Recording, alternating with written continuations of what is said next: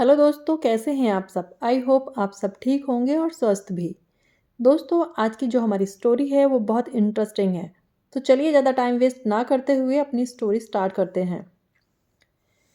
कभी कभी कुछ ख्वाहिशें इंसान को इस कदर बर्बाद करती हैं कि इंसान सोच भी नहीं पाता। मेरी भी असीमित जिस्मानी इच्छा ने मुझे उस जगह पर ला खड़ा किया था जहाँ मैं खाली दामन रह गई थी। मैंने गैर मर्द पर भरोसा किया था और उस मर्द ने एक रात मेरे होश ही उड़ा दिए। वो पठान था, और पठान किस कदर ताकतवर होते हैं इस बात का अंदाज़ा तो सबको ही है। उस पठान ने भी अपनी ताकत से मुझे हरा दिया था और मैं उसके आगे बेबस हो गई थी। मैंने कभी सोचा भी नहीं था कि मैं अपने ही घर में अपने ही बेडरूम में इस तरह एक पठान मर्द का शिकार बन जाऊंगी, और उसकी शुरुआत मैंने ही की थी। इसलिए मैं किसी दूसरे को उसका इल्ज़ाम भी नहीं दे सकती थी। मेरे पठान ड्राइवर ने मेरे साथ ऐसा काम किया था जो 7 मर्द मिलकर भी नहीं कर पाते। मैं हैरान थी और सोच रही थी कि काश मुझे पहले ही पता होता कि पठान मर्द इस काबिल होता है कि वो अकेले ही कई मर्दों के बराबर हो सकता है, तो मैं किसी पठान मर्द को अपनी ज़िंदगी में जगह नहीं देती। लेकिन फिर जब उस पठान मर्द ने मुझे अपनी असल ताकत दिखाई, तो मैं अपने बेडरूम में ही बेबस रह गई और उसके आगे एक आवाज़ भी ना निकाल सकी। उसकी ताकत के आगे मेरा अपना अस्तित्व मिट्टी बराबर भी ना था। जो उसने मेरे साथ किया वो जानकर आपके भी होश उड़ जाएं कि किस तरह उसने एक ही रात में मेरे साथ। मैं एक पाकिस्तानी औरत थी। मैं हमेशा से ही अपना चेहरा छुपा कर रखती थी, इसलिए मुझे नकाब की आदत थी, और अपनी घर की गाड़ी में भी कहीं जाती तो नकाब ना हटने देती। बहुत कम ही लोग मुझे चेहरे से पहचान कर पाते थे, लेकिन मुझे इस बात पर बड़ा घमंड था कि कोई मुझे नहीं पहचानता, ना ही कोई मेरी खूबसूरती और उम्र से परिचित था। लेकिन एक दिन मेरे ड्राइवर ने ऐसी बात कही जिसे सुनकर मैं हैरान रह गई। मैंने अजीब सी नज़रों से गाड़ी के शीशे में से ड्राइवर की शक्ल देखी। वो बहुत ही संजीदा, गंभीर लग रहा था, और उसने दोबारा अपनी बात फिर से दोहराई। इस बार उसकी नज़रें मेरी नज़रों से टकराई, तो मैंने फ़ौरन ही उससे नज़र फेर ली। बीवी जी, बस एक मौके की बात है, और देखिएगा कि मैं आपको कितना खुश कर दूंगा कि आप मेरी एहसानमंद रहेंगी और बार बार मुझे मौका देंगी। उसकी बात सुनकर मैं कुछ घबरा गई थी। पता नहीं वो किस मौके की बात कर रहा था और मुझसे क्या चाहता था। मैंने उसकी बात का कोई जवाब नहीं दिया और खामोशी से कार की विंडो से बाहर देखती रही। मेरा नाम सना है और मैं पाकिस्तान से हूँ। वहीं पैदा हुई। मेरे माँ बाप मुझे बचपन में ही सऊदी अरब ले गए थे। मेरे पिता का सऊदी अरब में कारोबार है। उसके बाद मैं कभी पाकिस्तान नहीं गई थी। मेरे माँ बाप मुझसे उर्दू में बात करते थे, तो मुझे उर्दू बहुत अच्छे से आती थी। इसलिए मैं अपने सारे नौकर भी पाकिस्तान से आए हुए लोग ही रखती थी। मैं शादीशुदा थी और मेरी शादी को 11 साल होने वाले थे। मेरा शौहर कारोबार के सिलसिले में ज़्यादातर पाकिस्तान में ही रहता था। हम लोग कुछ साल पहले ही दुबई में शिफ्ट हुए थे। मेरे शौहर ने वहीं कारोबार शुरू कर दिया था, और वो कभी दुबई तो कभी पाकिस्तान में रहता। मैं अपने शौहर दानिश की गैर मौजूदगी में कारोबार भी संभालती और घर का सारा कामकाज भी देखती। हमने सारे नौकर भरोसे के काबिल रखे थे, इसलिए मेरे शौहर को मुझे अकेला छोड़कर जाने में कोई परेशानी नहीं होती थी। लेकिन हमारा पुराना ड्राइवर खान बहादुर कुछ दिन पहले ही छुट्टियों पर गया था, और इसलिए मेरे शौहर ने एक नए ड्राइवर को उसकी जगह रख लिया था। उस ड्राइवर का नाम टाइगर था, और टाइगर भी एक अच्छा इंसान साबित हुआ था। लेकिन आज अचानक उसने मुझसे जिस तरह से बात की थी, मुझे बहुत डर महसूस हुआ था, क्योंकि मेरे शौहर दानिश भी यहाँ मौजूद नहीं थे, और उस वक्त मैं सब कुछ अकेले ही देख रही थी। एक पल के लिए मेरे दिल में ख्याल आया कि टाइगर पता नहीं अकेला है या उसके पीछे भी कोई और है। मैं जवान औरत थी और मेरे लिए ये बात बहुत ही डर पैदा करने वाली थी। वो मुझसे अकेले में मौके का तलबगार यानी इच्छुक था। टाइगर ने मुझे घर छोड़ दिया था और मैं गाड़ी से उतरकर अंदर चली आई थी, लेकिन मेरी निगाहें यहाँ वहाँ घूम रही थीं। मेरी सिक्स सेंस बहुत तेज़ी से काम करती थी, इसलिए मैं अभी भी अपने इर्द गिर्द उस चीज़ को महसूस करने की कोशिश कर रही थी कि कहीं मुझे कोई ख़तरा तो नहीं है। मैं अपने कमरे में आकर बंद हो गई और बिस्तर पर लेटकर गहरी गहरी सांसें लेने लगी। सामने ही दानिश की बड़ी सी तस्वीर लगी थी। मुझे दानिश पर बहुत गुस्सा आ रहा था कि एक अनजान आदमी को घर में नौकरी पर रखने की क्या ज़रूरत थी। उसकी नीयत में कितना खोट था, ये हमें क्या मालूम था। और फिर दानिश मुझे अकेला भी छोड़कर चले गए थे। पिछले 2 दिन से हमारी पुरानी नौकरानी भी छुट्टी पर थी और इन्हीं सब बातों ने मुझे परेशान कर दिया था। उन्हीं सोचों में गुम होकर मैंने दानिश को फ़ोन लगाया कि उनकी वापसी का मालूम करूं, तो उनका फ़ोन उनकी सेक्रेटरी ने उठाया और कहने लगी कि दानिश अभी बहुत बिज़ी हैं, आप बाद में फ़ोन करना। उनकी सेक्रेटरी की आवाज़ सुनकर मेरे तन बदन में आग लग गई। मैं बीवी थी, लेकिन वो मुझे अपने साथ कहीं नहीं ले जाता था, बल्कि कारोबार में उलझा के रखता था और ख़ुद अपनी सेक्रेटरी के साथ सारे जहान की सैर करता था। पीछे से आने वाली गानों की आवाज़ें और शोर से मुझे बहुत अच्छी तरह से अंदाज़ा हो गया था कि मेरा शौहर उस वक्त कहाँ होगा और क्या कर रहा होगा। मैंने गुस्से में फ़ोन उठाकर दीवार पर दे मारा। उसी वक्त कमरे का दरवाज़ा बजने लगा।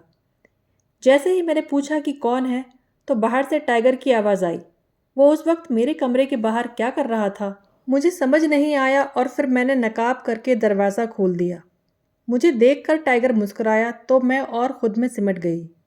उसने मेरा पर्स मेरी तरफ बढ़ाते हुए कहा, बीवी जी, आप तो अपना पर्स गाड़ी में ही भूल आई थी, अपनी चीज़ों का ख्याल रखा करें। पर्स देखकर मेरी जान में जान आई थी कि वो यहाँ किसी ख़ास मकसद के लिए नहीं आया था, बल्कि मेरा पर्स लौटाने आया था। मैं अपना पर्स लेकर जैसे ही दोबारा दरवाजे बंद करने लगी, तो अचानक ही उसने फिर से कहा कि बीवी जी, अकेले में एक मौका देकर तो देखिए। दानिश साहब यहाँ मौजूद नहीं हैं। मैं आपको ऐसे खुश करूँगा कि आप देखती रह जाएंगी। किसी को कानो कान खबर भी नहीं होगी और आपका काम भी हो जाएगा। कोई और मौका होता तो मैं टाइगर को उसकी औकात याद दिला देती, लेकिन उस वक्त मेरे दिमाग में दानिश की सेक्रेटरी की आवाज़ गूंज रही थी। मैं दानिश की परमिशन के बगैर एक कदम भी नहीं उठा सकती थी और मेरे पीछे अपनी मर्ज़ी से वो अय्याशियाँ किया करता था। मैंने गुस्से में दानिश के ख़िलाफ़ जाने का फ़ैसला किया और सोच लिया कि अगर वो अपनी मर्ज़ी से सब कुछ कर सकता है, तो मैं भी उस इतनी काबिल हूँ कि अपनी मर्ज़ी से अपनी ज़िंदगी के कुछ फ़ैसले ले सकूँ। और वैसे भी वो मुझे बहुत ही कम अकल समझता था। बहुत आसानी से मुझे चकमा देकर वो खुद पाकिस्तान चला जाया करता और ख़ुद अपनी मर्ज़ी से अपनी ज़िंदगी गुजारता और मुझे यहाँ कारोबार में इस तरह फंसा कर जाता कि मुझे उसकी खबर लेने का मौका भी नहीं मिलता। मैंने एक पल में ही फैसला कर लिया कि मैं न सिर्फ टाइगर को एक मौका दूंगी, बल्कि उस बात को पूरे राज में रखूंगी और कभी दानिश को इस बात का पता नहीं होने दूंगी। मैंने उसके पीछे भी कुछ किया है। अगर दानिश अपनी मन मर्जी कर सकता है तो मैं क्यों पीछे रहती। यही सोचकर मैंने कमरे का दरवाज़ा खुला छोड़ दिया था और टाइगर को अंदर आने का इशारा कर दिया। मैं उस वक्त घर पर बिल्कुल अकेली थी और ये मौका इस काम के लिए बहुत ही अच्छा था। दानिश ने नजमा को मेरी निगरानी के लिए ज़बरदस्ती मेरे सर पर सवार रखा था। वो दानिश की गैर मौजूदगी में सारा वक्त ना सिर्फ मेरे साथ साथ रहती, बल्कि घर आते ही दानिश के कानों तक पहुंचा देती थी। दानिश पाकिस्तान में होते हुए भी मेरे हर लम्हे की खबर रखते थे। उनके साथ मुझे अपनी ज़िंदगी किसी कैदी की तरह मालूम होने लगी थी, जबकि मुझे उनकी किसी एक पल की भी जानकारी नहीं होती थी। इसलिए मैंने बस इस कमज़ोर लम्हे में फ़ैसला कर लिया कि अब मैं अपने लिए अलग राहों का इंतखाब यानी चयन करूँगी। अब और ज़्यादा मैं दानिश के इशारों पर नहीं नाचूंगी। टाइगर कमरे में मेरे पीछे पीछे चला आया। मैंने टाइगर से कहा कि वो पहले मुझे इस बात का यकीन दिलाए कि उसकी और मेरे बीच होने वाला कोई भी काम या कोई भी बात दानिश तक नहीं जाएगी। वो मुस्कुराकर कहने लगा, बीबी जी भरोसा करें, मैं ये कभी किसी के सामने नहीं कहूँगा और आपको इस तरह खुश करूँगा कि आप हैरान रह जाएंगी। मुझे टाइगर की बात पर यकीन आ गया था, इसलिए मैंने अपने चेहरे पर से नकाब हटाया और टाइगर से कहा कि ठीक है, मैं उसे आज रात का मौका देकर देखना चाहती हूँ। अगर वाकई ही मुझे महसूस हुआ कि वो इस काबिल है कि मैं उस पर और भरोसा कर सकूँ या उसके साथ आगे बढ़ सकूँ, तो मैं कभी पीछे नहीं हटूँगी। मेरी बात पर टाइगर मुस्कुराकर गौर से चेहरा देखने लगा। पता नहीं वो मेरे हसीन चेहरे पर क्या ढूंढना चाहता था। पहली बार मैंने किसी गैर मर्द को इस तरह अपना चेहरा दिखाया था। टाइगर के अंदाज ने मेरी सारी झिझक ख़त्म कर दी थी। और मैंने दानिश को भूलकर और बिना इस बात की परवाह किए कि जब दानिश को पता चलेगा तो क्या होगा, टाइगर को एक मौका दिया था। मैं कब तक दानिश की बेरुखी और फरेब को बर्दाश्त करती। मैंने फैसला कर लिया था कि मैं अपनी ज़िंदगी को आगे अपने हिसाब से जीऊँगी और अब मैं ज़्यादा समय तक दानिश के साथ नहीं रहूँगी। और जैसे ही मैंने टाइगर को मौका दिया और वाकई उसने मेरे होश उड़ा दिए और वो अकेला ही 7 मर्दों के बराबर साबित हुआ था। और वो रात मेरे लिए बहुत ही हैरान करने वाली थी। टाइगर ने जो कुछ कहा था उसे सच कर दिखाया था। मैं टाइगर से बहुत ज़्यादा खुश हो गई थी और मुझे यकीन हो गया था कि टाइगर ही वो मर्द है जिसके सहारे मुझे ज़िंदगी में आगे बढ़ना है। दानिश की ख़ास नौकरानी नजमा पहली बार छुट्टी पर थी और ये छुट्टियाँ उसने अचानक ही ली थीं। और सबसे ज़्यादा उन छुट्टियों का फ़ायदा मुझे और टाइगर को हुआ था, क्योंकि ना ही कोई हम पर नज़र रखने वाला था और ना ही हमें रोकने वाला। दानिश को ये बात बताने के लिए भी कोई नहीं था कि मैंने उसके पीछे टाइगर को जगह दी है। टाइगर ने एक रात में अकेले ही 7 मर्दों की ताकत मुझे दिखाई थी। उसके बाद तो मैंने खुद ही अगली रात उसे बुला लिया था। टाइगर ने मुझे वो खुशी दी थी जो मैं बता भी नहीं सकती थी। मैंने नोटों से भरा बैग उसके आगे रख दिया था और वो भी खुश हो गया था। मैंने उससे वादा किया था कि अगर वो इसी तरह मेरा काम करेगा तो मैं उसे माला माल कर दूंगी। लेकिन दूसरी रात मुझ पर बहुत भारी गुजरी। टाइगर ने उस रात मेरे साथ वो किया जिसकी मैंने कल्पना भी नहीं की थी। वो बहुत ताकतवर था, इस बात का अंदाज़ा मुझे दूसरी रात को हुआ था। उसने जो दूसरी रात को किया था, मैं उसके आगे बेबस थी, लेकिन उसे मुझ पर रहम नहीं आया था। उसने मेरा वो हाल किया था कि मैं पानी मांगने लायक भी नहीं रही थी। टाइगर वो कर गया था जिसकी मैंने कल्पना भी नहीं की थी। वो रात मुझ पर किसी कयामत की तरह गुजरी थी और मेरे दिल में ख्याल आया था कि काश दानिश मेरे आसपास होता तो वो मुझे टाइगर से बचा लेता, क्योंकि टाइगर तो दरिंदगी की हद पर उतर आया था। और ये जानकर आपके भी रोंगटे खड़े हो जाएंगे कि टाइगर ने दानिश की गैर मौजूदगी का फ़ायदा उठाकर उस रात मेरे साथ क्या किया। उसने तो मुझे ज़िंदा रहने के काबिल भी नहीं छोड़ा था। जब टाइगर ने अपना मकसद हासिल कर लिया तो फिर धीरे धीरे मुझे बताना शुरू कर दिया कि उसने मेरे साथ इतना कुछ कैसे किया, कैसे उसने एक ही रात में 7 आदमी जितनी ताकत मुझे दिखा दी। और टाइगर ने जो सच्चाई बताई, उसने तो मेरी जान ही निकाल दी। वो अचानक मेरी ज़िंदगी में ड्राइवर बनकर नहीं आया था। उसकी नज़र तो मुझ पर बहुत पहले से ही थी। मैं तो ये समझती थी कि कोई मुझे नहीं पहचानता। ये मेरी गलत फहमी थी।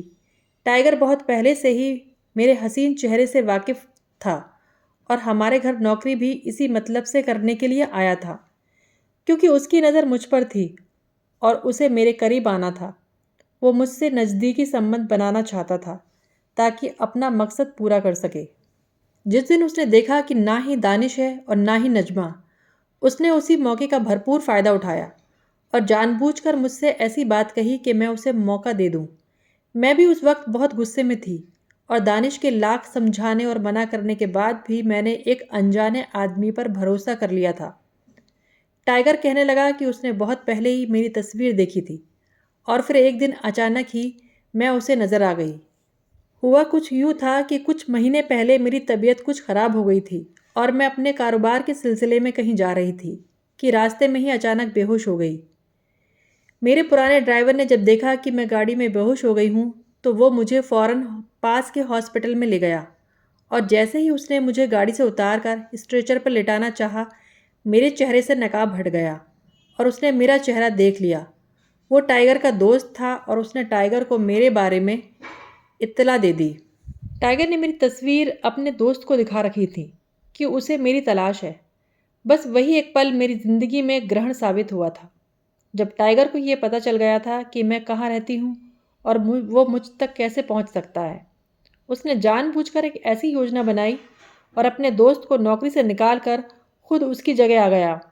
टाइगर को मेरे शौहर दानिश से मिलवाने वाला वही ड्राइवर था जो नौकरी छोड़कर गया था।